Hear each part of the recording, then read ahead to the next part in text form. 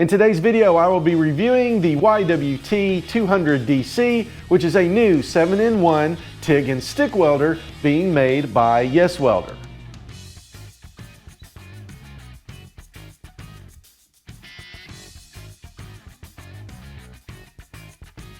This machine offers a great combination of features for everyday TIG and stick welding. It is capable of high frequency TIG, lift TIG, spot TIG, and stick welding. It also has a pulse feature that will make it perfect for welding thin material, sheet metal, and wire mesh. And the easy to read LED color screen makes it easy to visualize the welding process and parameters. The YWT 200DC is also compatible with a foot pedal for remote amperage control. A foot pedal is not included with this machine. It must be purchased separately. And for those of you that don't want to use a foot pedal, the machine is capable of 2T and 4T modes. If you want to get one of these machines for yourself, be sure and check out the link that I have placed in the description of the video that will take you over to the YesWelder webpage. And while you are there, be sure and use the discount code MAKINGSTUFF to save 10% off your entire order. And because prices change and fluctuate over time, I no longer mention prices in any of my review videos, so check out that link if you want to find out the latest price on this machine. But I will say at the time of filming this video, with the Making Stuff discount, the price is well under $600. And I also want to point out that YesWelder did send me this machine to review, but they are not paying me for this review, so this video is 100% my honest opinion on this product. So with that being said, let's head on over to the workbench and take a closer look at the YesWelder YWT 200DC. Let's take a quick look inside the box and see what all comes with this TIG welder. First, we have a 10-foot ground clamp. Next, we have a stinger. This is for doing stick welding, and the cord on it is 10 foot long also. It comes with a gas hose, but it does not come with a regulator, so that is something, if you don't have a regulator, you will have to buy one of those, but it does come with the gas hose. It also comes with this adapter so that you can run it on 120 volts instead of 240. The machine also comes with two TIG torches. The first one is your standard torch. This is what you would use for doing most of your welding, and it is a heavy-duty torch. It has the ball and socket strain relief here on the end, an on-off switch, and it also comes with this little accessory pack that has numbers 4, 5, and 6 ceramic cups. It has 3 different size collets and I think 2 different size end caps there inside that little accessory package. And then it also comes with a second torch. This is a spot welding torch. It is slightly smaller, but it is just like the other one. It has 13-foot long cables. It has that ball and socket strain relief on the end, an on-off switch, and it too comes with an accessory pack. It looks like the collets and the cups are a little bit smaller on this one, but this is for doing spot welding. The machine also does not come with tungsten, so today I'm going to be using this lanthanated blue tungsten, and I'll have links to this down in the description of the video. So I've got the machine all set up here on the welding cart, and the first thing I want to point out is just take a listen. It is quiet because there's no fan running. This does have a fan, but it only comes on when it is needed, so it doesn't sit out here all day whining like my Lincoln welder does. And here is the color screen, and you can see here, this is your input voltage, and I do have it set, or it is plugged into 220 volts, so you can see the indicator there is on the 220 volts. Then over here, you can see 85 and then the letter A. The A stands for amps, and you toggle through all of the settings by pushing in on this center button, and you can see when it goes to post-flow and pre-flow gas, it changes to S, and that stands for seconds. So that's 85 amps, 5 seconds, and then 0.3 seconds. And that's how you make all of your changes, all of the little parameter changes for each setting. And if you look over here in the upper left-hand corner, it says weld mode. There's 3 weld modes on this machine. There is stick welding, high frequency TIG, and lift TIG. This is a DC machine, so it's not going to do aluminum, but if you look over here on the right, it does have pulse. So you've got DC, straight DC welding, and then pulse welding, and that pulse is going to come in handy for doing thinner materials. But I'm going to put this right back into DC mode. And then if you look over here, it says torch mode. There's 3 different torch modes. There's a 2T, a 4T, and I do have a foot pedal hooked up to this, and it will go into foot pedal mode. Now, if you don't have a foot pedal hooked up, it will not go into that foot pedal mode. And then last, right here, there's a button that says cold spot, and this is done for spot welding. Okay, so the first thing I'm going to weld is some 14 gauge mild steel. This is the same stuff that I run on the plasma cutter, and it is the thinnest stuff that I can find in the shop right now. So let me jump over here to the machine and show you the settings that I'm going to be using. The first weld I'm going to make with this is going to be on that 14 gauge steel, so let me run through and show you the settings. I do have it set to high frequency TIG. I do have it on pulse because this is some thin metal and it's 14 gauge. And it is set to foot pedal. Let me run through the settings here. I'm going to use 85 amps. Now this is on the high side of the pulse. On the low side, it's going to be 45 amps. And right here, it says pulse hertz. That's just the cycle time. That means one cycle will be 1 second. And then the duty cycle is 50. So that means 50% of the time in a 1 second period. So that means for a half of a second, we will have 85 amps. And then for the other half of a second, we will have 45 amps. So the torch is going to pulse between 85 and 45 amps. And then that's going to allow me to weld on this thinner material. And before I strike up an arc and start doing some welding, I do want to point out that TIG welding uses tungsten, and it's got to be ground, and it can't be contaminated, and it needs to be at the right angle. So this is a very important step. And yes, there are several different ways you can do this, but I have found the best way to do it to get perfect repeatable results is to use a tungsten grinder, which is what I've got right here. This is a TG20, and this also came from YesWelder. So what I'm going to do first is I'm going to cut this contaminated crusty tip off of this piece of tungsten just by placing it in this slot right here and giving it a few twists while the machine is running.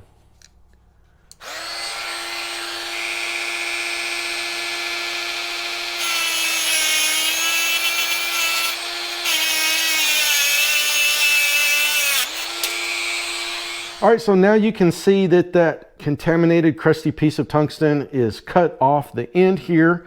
And the next step would be to grind this to a point, and that is done by placing the tungsten right here in the side. Now you can adjust the angle that you want by turning this knob. There is a hex key here that tightens this down and keeps it locked into place. So this is how you get the same repeatable results over and over again. So I'm going to do the same thing. I'm just going to stick the tungsten here in the side, give it some twists while it's turning, and in no time I will have a perfect piece of tungsten.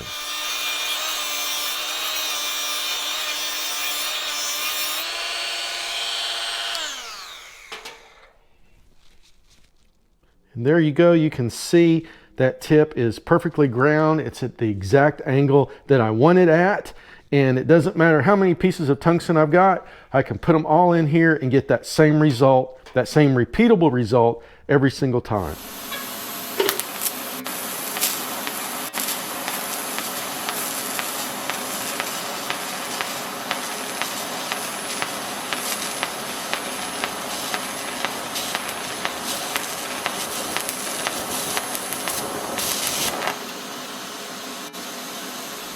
So there's what the weld looks like right there. Not that great. I did kind of screw up right here in the middle. I got out of sequence with the pulse, and I also messed up the end. So I think I'm going to leave the settings as they are, and I'm just going to try this again, and let's see if I can't get a better weld this time.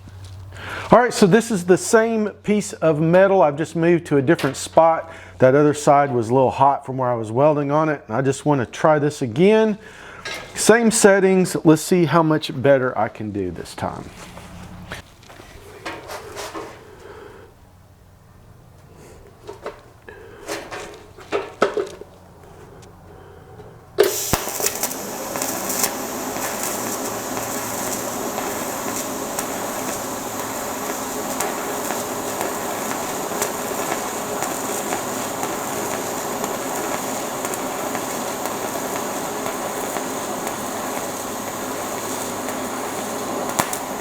All right, so that's not bad. It's not the best in the world, but it would do.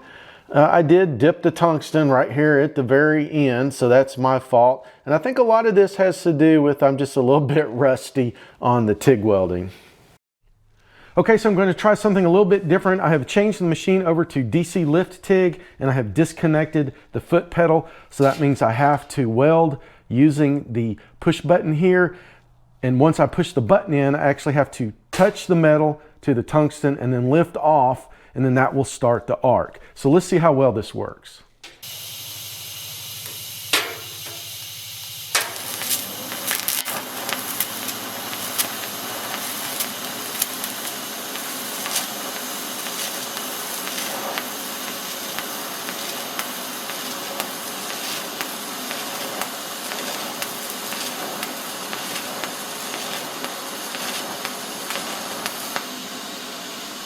Okay, so not bad. I mean, like I said, it's not great, but a lot of this is me. This is the first time I think I've ever TIG welded, and I didn't use a foot pedal. So it turned out pretty good, especially on this thin 14 gauge steel. You can also see right here, I probably need to turn the shielding gas up just a little bit. Might be a little low on the CFM.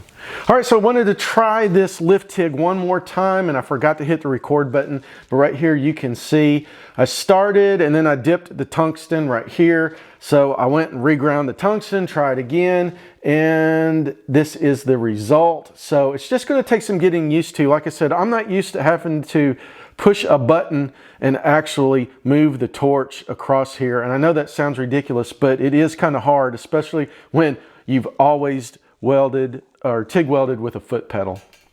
Okay, so we have tried out the high frequency DC, the pulse, and the lift TIG function of the welder. Let's switch over and try something different now. And I'm going to switch over to the spot torch. And if you look here, you can see this is the spot torch, and this is the torch that I've been using up until now. This one is smaller. It has a smaller cup, but it does use the same size tungsten. Let's try out the spot welding feature of the welder. All right, so let me show you the settings that I'm going to use on the machine. I'm going to hit the cold spot button, and you can see cold spot lights up. And then over here in the lower right-hand corner, there's two new settings. There's weld time and spot time. So I'm going to push the button here, and it went to weld time, and it is set to 400 milliseconds. That means the torch will come on for 400 milliseconds. And then the next setting is spot time, and I've got that set to 500 milliseconds. So that's a half a second. That means the torch will come on for 400 milliseconds, then it will go off for 500 milliseconds, come back on for 400, off for 500, and it will just keep that cycle going as long as I push the button on the torch. Okay, so I cut off a little piece of that 14 gauge steel and then cut it in half. I've also cleaned up the edges here. I'm just going to go down here and just randomly put maybe 2 or 3 tacks in this piece of metal, and I'm going to do that just by pushing the button one time and letting it do one little blast of a spot weld on the piece. I'm not going to try that full pulse mode just yet.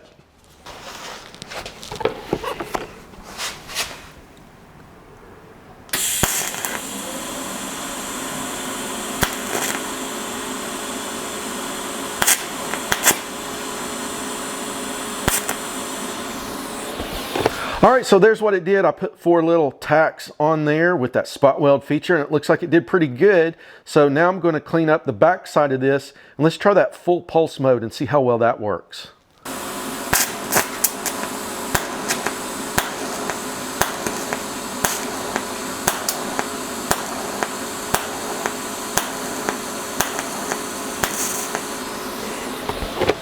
All right, so there is what that full pulse mode looks like. That looks pretty good if you ask me.